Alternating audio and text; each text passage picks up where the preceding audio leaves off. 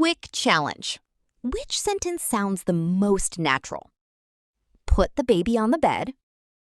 Lay the baby on the bed. Place the baby on the bed. 3 sentences. All of them are grammatically correct, but only one is the choice most Americans would naturally make in this situation. Can you guess which one? If you picked place, you're not alone. Thousands of English learners would choose the same answer. But in everyday American English, native speakers usually say something different. And that's exactly why so many English learners feel stuck. They know the grammar, they know the vocabulary, but somehow they still don't sound completely natural. Because real English isn't just about knowing words. It's about choosing the words native speakers actually use. And that's something most textbooks never teach. Today, we're going to test you with 10 real-life situations. No textbook examples, just everyday American English. Keep score as you watch and pay close attention to the final conversation, because that's where almost everyone makes the biggest mistake. By the end of this lesson, you'll stop guessing between put, place, and lay, and start choosing the word that sounds the most natural. Let's get started. Hey everyone! Welcome back to Talk Bella. I'm Bella. And I'm Ryan. And today we're talking about 3 tiny English words that cause a lot of confusion. Put, place, and lay. Honestly, when I was learning English, I thought they all meant exactly the same thing. You move something, you put it somewhere, done. That's what most learners think. And technically, they aren't completely wrong. All 3 verbs involve moving something to a position. But here's the problem. Native speakers don't choose them randomly. They choose them based on the situation, the feeling, and how natural the sentence sounds. So that's why sometimes my English is correct, but it still doesn't sound like a native speaker. Exactly. Imagine you're talking to an American friend.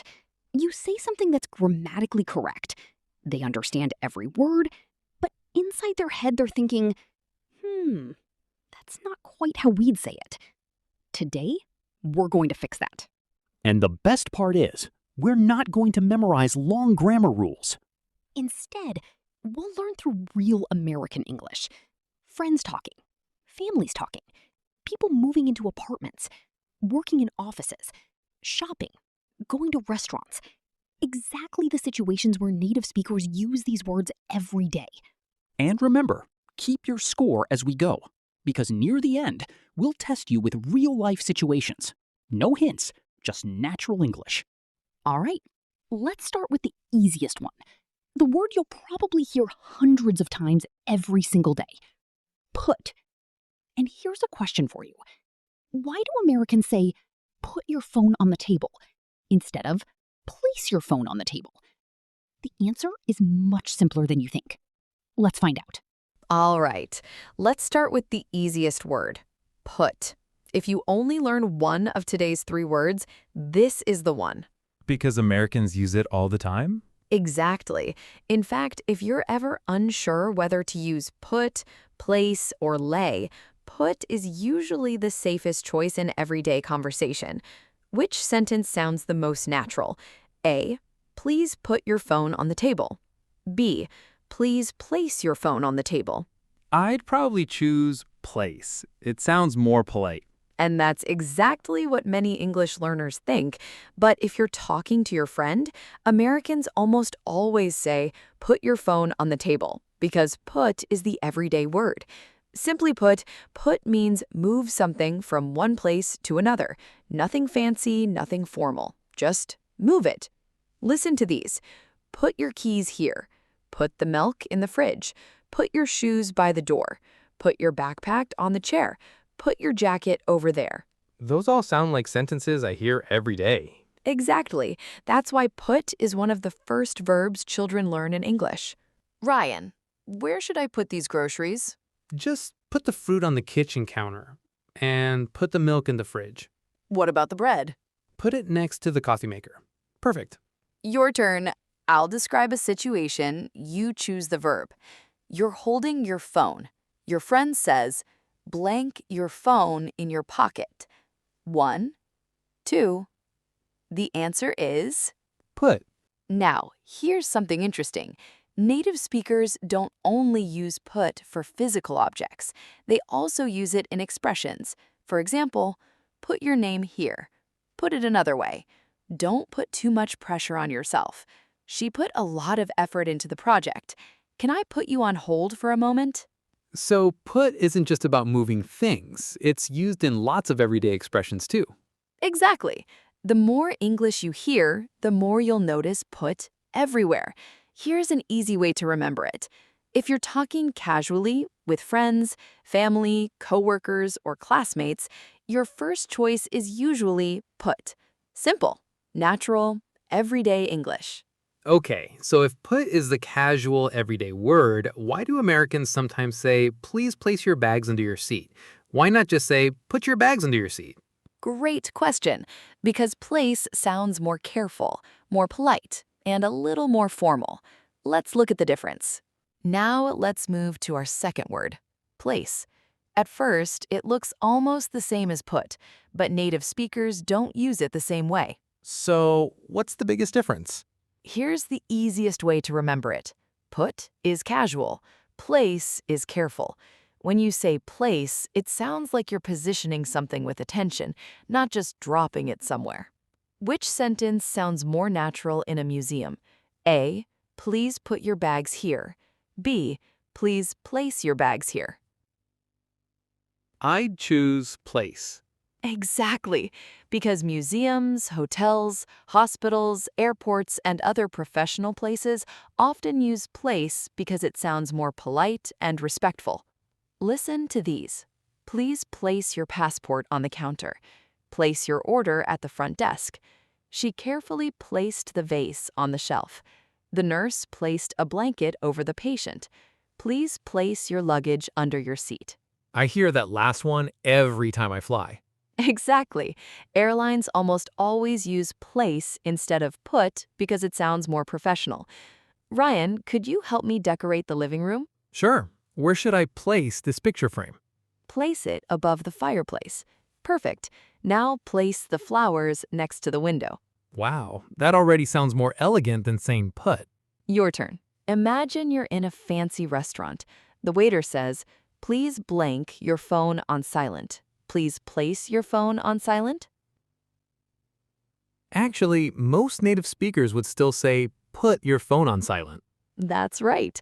See, you can't replace put with place everywhere.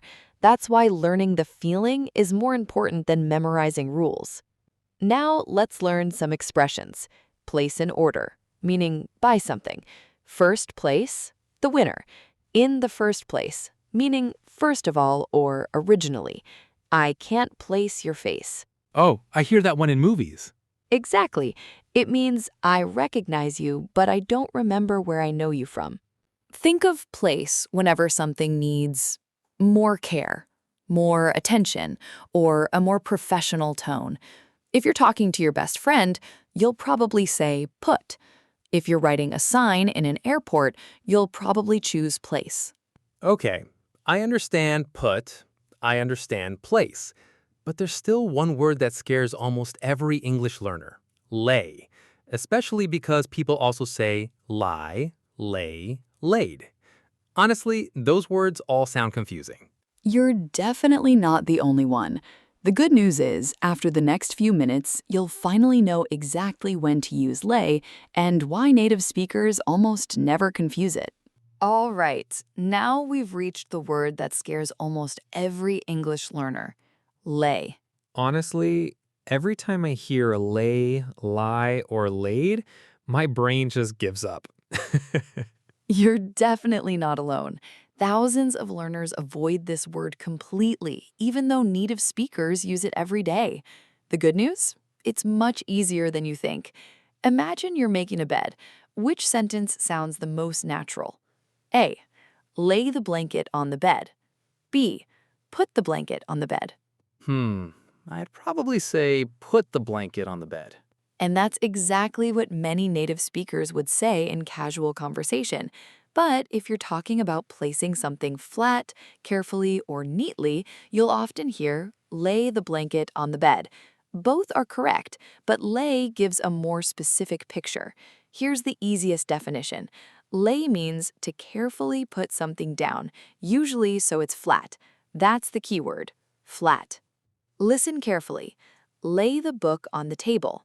Lay the baby in the crib. Lay your clothes on the bed. Lay the towel on the floor. Lay the map flat so everyone can see it. I noticed something. Everything is lying flat. Exactly. That's why lay feels different from put. Ryan, can you help me set up the picnic? Sure. What should I do first? Lay the picnic blanket on the grass. Then lay the plates on top. Got it. Should I put the drinks here too? Perfect. See? We naturally used lay and put in the same conversation. Your turn. You're helping your mom prepare dinner. She says, blank the table before everyone arrives. The answer is lay the table. Exactly. This is one of the most common expressions in English. Native speakers also say, lay the table, lay the foundation, lay the cards on the table, lay everything out. I love that last one. Lay everything out. It means arrange everything neatly. Exactly. You'll hear it when people are explaining a plan, preparing food, or organizing something. Here's an easy trick. Think about these 3 pictures.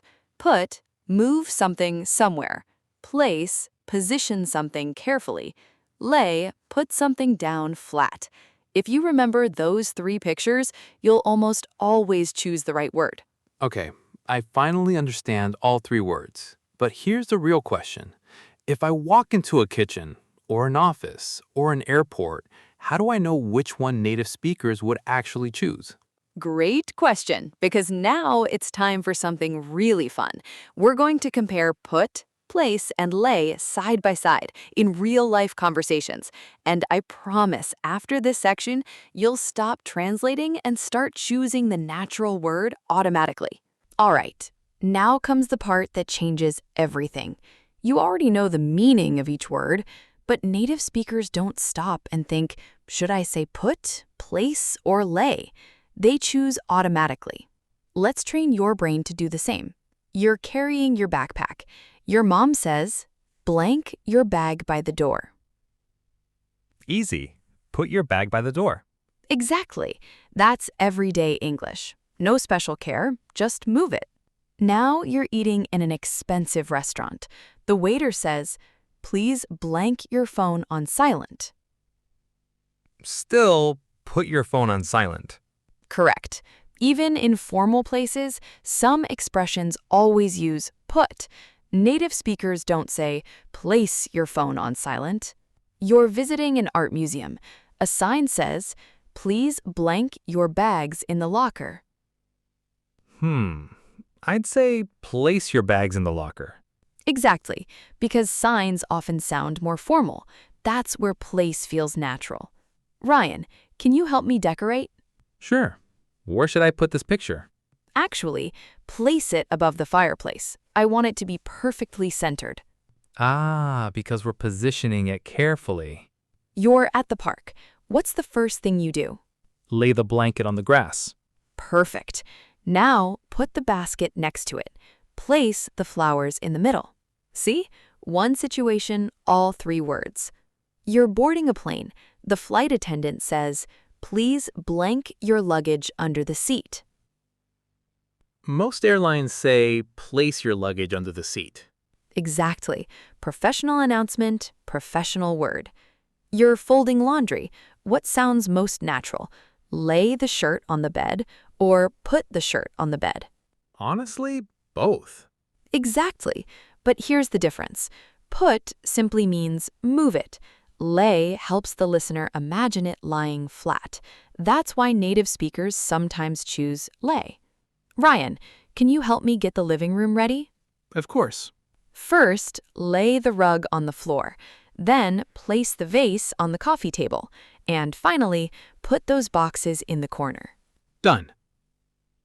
Wow, using the right word actually makes a conversation sound much more natural. Exactly. That's how native speakers think. Not grammar first, meaning first. Remember this simple rule. Put, everyday action. Place, careful or professional. Lay, flat and carefully positioned. If you remember those 3 ideas, you'll almost never choose the wrong word. Okay, I think I'm ready, but there's only one way to find out. Exactly. It's time for the Talk Bella Challenge. 10 real-life situations. No hints, no explanations. Let's see if you can think like a native speaker and score 10 out of 10. All right, this is the moment we've been building toward. No more explanations, no more hints. Just real English. Here's how it works. We'll give you 10 everyday situations. Choose the word that sounds the most natural. Put, place, or lay. Keep your score. Ready? Let's begin. You're talking to your little brother. What do you say? A. Place your shoes by the door. B. Put your shoes by the door. C. Lay your shoes by the door.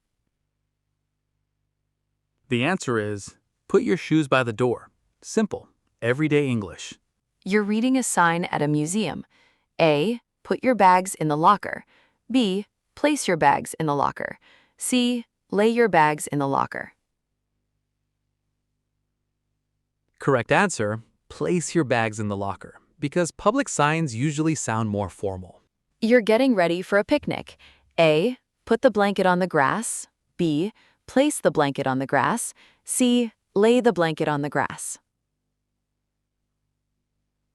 Best answer, lay the blanket on the grass, because you're spreading it out flat. You're talking to a friend. Can you blank your phone on the table? Put. That's what Americans naturally say. You're decorating your living room. A. Put the vase in the center. B. Place the vase in the center. C. Lay the vase in the center. Place the vase in the center. You're positioning it carefully. Your mom says, "Can you blank the table before dinner?" Lay the table. That's a fixed English expression. You're carrying groceries. Your friend says, "Just put them on the kitchen counter." Put them on the counter. Simple, natural, exactly what you'll hear in everyday American English. Okay, this is the one I told you about earlier. Imagine you're in a hotel. The receptionist says, A. Put your luggage here. B. Place your luggage here. C. Lay your luggage here. The best answer is, place your luggage here, because hotel staff usually use more polite, professional English. If you answered put, don't worry. That's the mistake most learners make. You're folding clothes. A. Put the shirt on the bed.